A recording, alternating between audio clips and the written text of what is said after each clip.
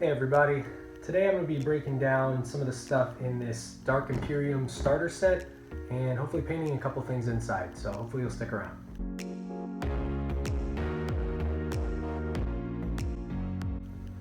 And as you can see, it's quite a large box. This is my first kit, my first set. You can see I've got some of the minis made. We'll touch on those in a minute, but it's kind of overwhelming when you first open it. So let me break down what's inside.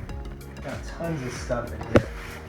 Besides the awesome box art sleeve, you got your Death Guard fighting your Ultramarines, and a nice little display of the back, some of the cool models that are inside. It is packed to the brim with sprues. So this whole box here, the cool little purity seal on the bottom there, that's going to be filled with your guys, your dudes, your armies, what have you. And you can see there's just racks on racks of guys in there. I am not a wargamer prior to this, so this is actually my first miniatures of any kind, really. So opening this box was kind of daunting the first time, but it's exciting. You know, you can see you've got little spiky boys, you've got all their armor ready to go, cut up little bells. Lots of nice touches in there. Got your little codexes for the Space Marines, whichever chapter you choose to make them, as well as your Death Guard. Creepy tongue action going on here. And you've got your rules. Now, pretty thick book, hardcover, little nice bookmark ribbon there. Tons and tons of images, lore, painting tips. Pretty awesome book, honestly. I spent about an hour going through this before I touched any of the models. Just really enjoying it. I'm someone who is, I would say, familiar with 40k lore. I've read, a few books here and there, but I've never played the game, have never painted prior to this, or really any kind of arts and crafts of that nature. And then under here you've got your bases and some nice dice, so you can get rolling. So I'm going to move this stuff out of the way for now. So this box comes with 53 models in it. I've got 18 of them painted right here and another 2 just about ready to go. A smart person probably would have started this series before anything was painted so you guys could go along with the journey, but that's life, and here we are. So these 18, they're all the same unit, Poxwalkers. I'll pick up a few just to give you some detail. They're quite creepy, quite fascinating, definitely very interesting. It's kind of how it goes for a lot of these Death Guard units. They're sort of diseased followers of a nasty chaos god. Definitely a spicy piece of the lore if that's what you're into. I myself, that's how I got started with my interest in 40k. I've been reading the books for a little while, and some of the other content, video games like Space Hulk Deathwing, just really sort of roped me in. I told myself I'm not going to bother with the miniatures, that's not really my style, and here I am with miniatures painted, and I'm really excited to get them on the tabletop. So today I'm going to be jumping in and painting these 2. I've already got them primed a little bit. It's not really a great prime job. Like I said, I'm not a painter. I don't really have any previous experience with this, so I have been following tons and tons of YouTube tutorials and browsing on Reddit to try and find information about it. So I figured this could be a fun little journey where I show you the mistakes I make along the way, and maybe you can catch some tips and tricks that I've learned and sort of diffuse them into your own if you're interested in that. Or if you're a veteran, you can just laugh at the mistakes I make and think back to the good old days. So I'm going to drop a little bit in there. The paint that I'm using is this Army Painter starter kit you can find on Amazon for pretty cheap. So far it's been treating me real well. It even comes with, if you see right here, it's got a wash, this strong tone. That's what most of the sort of grimy look that you're seeing on a lot of these, that's where it comes from. It shades the model, it adds a little bit of darkness in the crevices, which definitely helps with contrast. One thing to be careful with though, you can see on these, they've kind of got a dark tint to them, and I'll use one of the first ones I painted that's a little more exaggerated. Didn't do so hot on the wash with this one, so it kind of left some stains all around the model, not necessarily in the crevices. This one might need some reworking, so just be careful with that. In the meantime, I'm gonna start with a sort of flesh colored tone. That's my main skin color I have in here. And then I found that mixing a little bit of blue in there, that can really help. So blue, just adding probably, I'd say, at least 2 parts skin color for every 1 part blue, if not more, just to give it a little bit of a cool tone. And I found also that adding a little bit of white into that as well, kind of a strange mixture, but it really gives you kind of a more accurate human colored flesh than you would expect based on the mixture. Should probably get paint stirrers to really stir that up, but you can see I just got a little dollop in there, so nothing too intense. I'm just gonna mix it with my brush because I basically already ruined this brush already, sort of lost its tip, but it came with the starter kit, and I have another set of brushes that I got to be a little more serious with, so I'm not too worried about that. You get a nice color.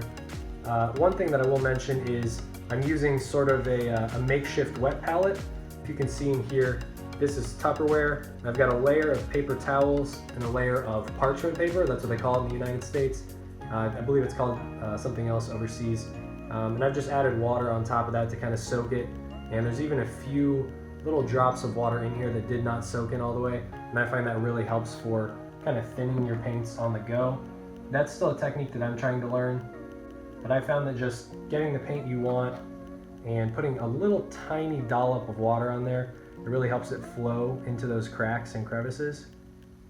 So I've got a ton of paint on here, probably more than you'd really want, but I find as long as it's thinned out a little bit and it's wet like this, I can sort of apply it in a lot of spots on the model at once and spread it around, even if it's a little too thick for the final coat. You can just sort of brush it around and move it while you've got that water.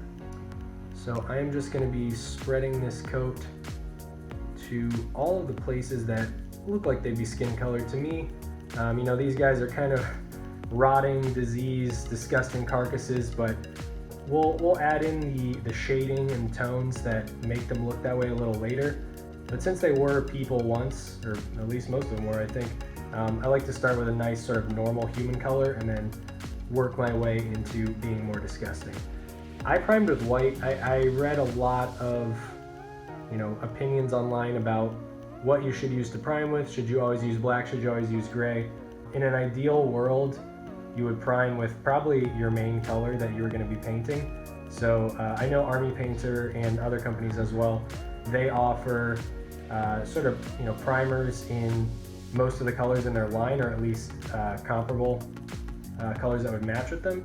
So that probably save you a lot of time, just having that sort of pre-base coat down and having it primed ahead of time. But in this case, you know, you don't want to break the bank when you very first start out like I am. I didn't want to drop, you know, $10 million on paints, as enticing as that sounded. So I just went with a white primer, and I'm experimenting with that. My main method so far for priming has been to assemble my guys, sort of, you know, glue them together, get them ready. And before I put them on the base, I throw them in a little cardboard box, and I take them outside and spray them with the primer. It's a spray primer. And I live in Florida, so the humidity is insane. So if you live somewhere where it's like really cold, really humid, really hot, you do have to be careful priming them outdoors, because that can mess with how it dries. I've seen some examples online that I'm really trying to avoid, because it gets gloopy, it gets cloudy, and that's not really the results you want. Like I said, not the best prime job, but it's working so far. I definitely will be working on my technique with that as well, but I haven't noticed it affecting the final paint jobs. You know, it definitely helps that these guys are really grody and greasy and don't need to be necessarily exact in a lot of spaces. So I think they're a really good practice for me before I jump into, you know, Ultramarines or whatever chapter I decide to make them. The models that are, you know, a little more glamorous, a little more sharp, if you will. So, but I found these are great for sort of working on your hand control, and working on maybe techniques where you can take a little more leeway, because it's really been a learning experience for me this whole time. I don't really have prior painting experience on miniatures especially, so getting these fine details in there and mixing colors, thinning paints, all that stuff was very foreign to me. But I've actually found that it's extremely enjoyable and kind of relaxing. So as I mentioned before, I have been into sort of the peripherals of 40k for a little bit. I think I read one of the books back in high school, 15 Hours, that's about the War with the Beast from the perspective of Imperial Guardsmen, and that story kind of stuck with me, and it's kind of, I guess you could say, fueled my fandom ever since then. Took probably a long hiatus and didn't read anything or sort of experience any of that for a long time, but I jumped back in with some books recently, and as I said previously, I never saw myself as someone who was going to partake in the tabletop. I looked at it and it looked interesting, but not really for me. I didn't want to collect the little models. The price seemed kind of prohibitive. But I guess, I caved one day and just kind of jumped into it, and I found that it's actually really fascinating. Not making high art here or anything, but just painting over these details, coming up with your own color schemes. It's really enjoyable. For me, like I said, it was definitely the lore and the fluff outside that got me in. I mean, it's really hard not to find that stuff cool for me. I'm into that sci-fi fantasy vibe. But it's really cool to have something sort of tangible, I guess you'd say, in your hands. Like these guys, I read the book, Dark Imperium, as well, about the Ultramarines fighting off the Death Guard on Ajax and Macragge, I believe. And they've got these guys in here, these Poxwalkers or something like them. And you get to read from their perspective and, sort of the people that are around them. And it's just fascinating. They're gross little plague zombies, spreading disease, and not something you want in your real life, but definitely an interesting concept, sort of zombies in sci-fi that you don't see too often, I guess. And that's kind of how I feel about a lot of the things in this Dark Imperium kit, especially the Plague Marines and the bigger guys on there, like this guy here in the middle. Just a really cool vibe and something I'm really excited to paint. I'm trying to up my skills before I even get there. You don't really want to start on something that's going to be the focal piece of an army or what you're bringing to the table and not have the skills to, properly convey it. So that's why I'm working on these guys. I figured 20 people is a good start before I even jump to that, and the lack of precision that you need, I guess, to make these guys still look pretty cool is a good little safety net, so that you don't have to be exact, right? And that's kind of the key word there. Is you can see in some of these spots I've painted over a little. It's not perfect, it's not exact. When you're working with this base coat, I'm not too worried about it. The red and the green that you see on these, that was actually when I was painting others and I had a little bit extra on my palette, and I figured, what the heck, it's already primed, so might as well add it on there. But normally I start with this skin color before anything, and that really helps just to give you that freedom to paint and get it all down and then work on the fine details later. So in this instance, I'm probably gonna have to go back with a little bit of red and green here and there and touch up if I made any mistakes, but that's pretty quick, so I'm not too worried about that. All right, so I've got a nice base coat, well, maybe not nice, but a complete base coat put on these guys for their skin. This one is still drying a little bit, but all I've done is everywhere where I want to use that color, I'm just going to work that all at once, especially since it's the biggest portion of these models. That's my general philosophy. And now I'm going to go into a little bit more detail. So this is probably the most fun part for me. You can see we've got all kinds of colors in here. We've got oranges, we've got browns, we've got greens and yellows and reds. For me, I kind of wanted to make them just look like, a shambling horde, basically what you'd expect a group of zombies made from a bunch of random guys to look like. I have seen really good versions of this same group painted to match a little better, and I think that looks really cool too. So that's where the fun part of it comes in for me, is just deciding what you want your guys to look like, because really that's what it comes down to, is your own personal preference. So I just add basically whatever I'm feeling at the time. I have a general idea of how I want them to look in my head, but you know, depending on what paints I feel like using and, you know, just how the mood strikes me, that's going to determine what I end up painting them. And I've switched to a smaller brush here, a little bit more fine tip. This one's also a little messed up. Still learning how to properly care for my brushes. That's its own skill beyond painting. But the smaller the brush, obviously the longer it will take, but the more detail you can get with it. I am really looking forward to my first game. I'm hoping to get them all painted up, or at least the Death Guard first, and then still deciding what chapter to make the Space Marines before I actually go out and play with them. My girlfriend's already agreed to play with me at home, bless her heart, but I'm really looking forward to that first game at the local game shop. We've got a few stores in the area, and one of them seems really nice, so I'm trying to study up on the rules. It's more complex than you'd expect going in. I've been watching a good deal of games online, people that just post the ones that they play, and that's pretty interesting. I think I have a decent grasp on it, but there are definitely some little aspects that I'm still trying to nail down. Memorizing which saves you do for which instances and what you need to roll to hit and wound. That can be a little bit taxing on the old noggin, but we're getting there. And I've still got a long ways because, like I said, I'm working on numbers 19 and 20 out of 53 guys, so it'll be some time before I actually get on the table. But I think it'll be good when I get there. So I'm just trying to keep my brush wet. I think that's part of the reason why it's gotten a little frayed. It used to have a much better tip. I don't know how well you can see that, but it used to be much more of a fine detail brush, and I think just the paint drying in it and drying out just in general as I paint with it has not helped. So keeping it wet is definitely what I'd recommend.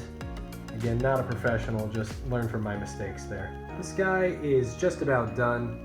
I brushed on some brown for the boots, the straps, his little pouches, and sort of the stock of his gun there. Kind of tried to give it sort of a more contemporary, you know, a rifle look there. And I brushed on some gunmetal gray for the blade, the barrel, his goggles, and the nails in his shoulder, as well as the mask there hanging under his chin. So he's not completely done, but for the most part, I've got all the colors on there that I want. I'm going to leave the horns like this for now and probably touch them up with the wash and then maybe a little bit of dry brushing. And then just to move to this guy, going to work a little bit different color scheme on him. Okay, so I've got this guy done as well. I did him up in kind of some yellow and red. Kind of looks like he's wearing bondage gear or something. I don't know, maybe he was a construction worker. But just to compare the two, exact same model, just by doing a little bit of a different color scheme, gives him a different look.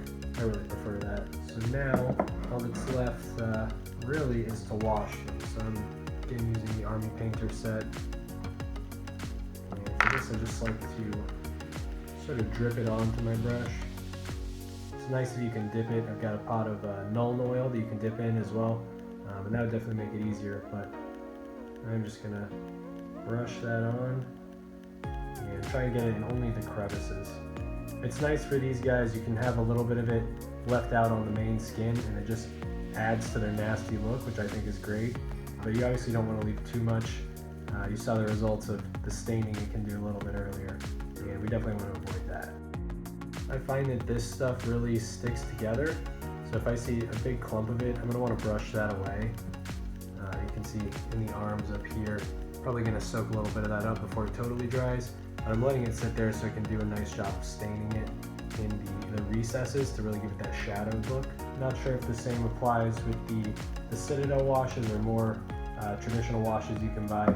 This stuff is labeled for dipping, obviously not this bottle, but that's what they want you to do with this, so I assume it has a little bit of a different consistency, but I've only tried the Nuln oil, which is a Citadel wash, on one model, and didn't see too much of a different result. Just about done washing him. You can definitely see that it takes on kind of a different light, and I'll compare to the unshaded model. Right away you can see a huge difference in the definition, the shadows, and really just like the sleekness. Obviously this is still a little wet, so it's not as shiny, when it dries, but I think it just really gives it a great look, especially on the metal portions. You know, these are supposed to be disgusting rotting creatures or whatever, and it gives it that a rust look. Put that on the nails as well. So anywhere where I've got that, I sort of brush it on to help, and you can dry brush a little brown, little red maybe, to give it even more of a rust vibe, but I think that takes care of it pretty nicely. This holder is a lifesaver, by the way. I picked it up from Amazon as well, but it's the Games Workshop brand, and you know, you saw me painting earlier just by holding the base, but this really is fantastic, so for 10 bucks it's hard to beat. There are the two guys, all washed up, and all that's really left to do on those, besides adding little red eyes through that little detail in there, all that's really left is to let these guys dry and then dry brush. So the last thing I did for these two is just dry brush a little green on. You can see it most prominently on the horns. I think it gives it that nice Nurgle vibe, and it's sort of in the raised areas here. You might not be able to see it on the camera, but just a light green tint.